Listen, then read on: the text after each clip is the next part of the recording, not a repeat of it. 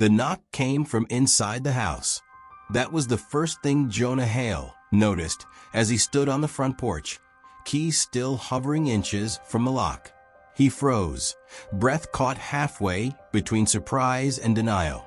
He lived alone. The house had been empty for months. He had locked it himself before leaving for the funeral. Another knock followed, slow, deliberate.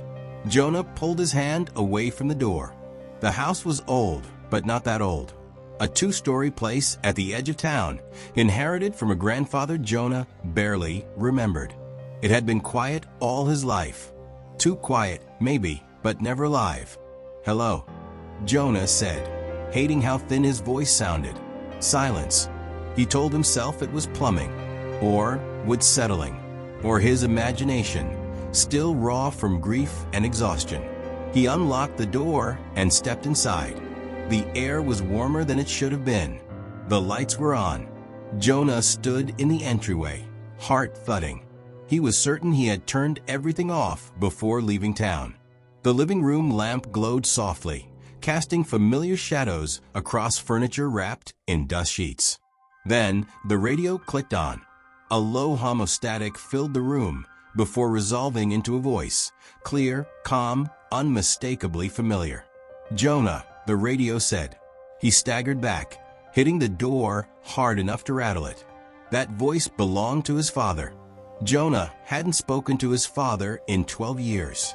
The funeral had been small. Closed casket. No speeches. Just rain and polite condolences from people who didn't know what to say to a son who had walked away and never come back. Now the dead were speaking. The radio crackled again. "You finally came home." Jonah crossed the room in slow, careful steps, as if the floor itself might give way beneath him. He reached out and turned the volume knob down. The voice didn't fade. "You can't turn me off," it said gently. "I tried that once too." Jonah yanked the plug from the wall. The radio kept talking.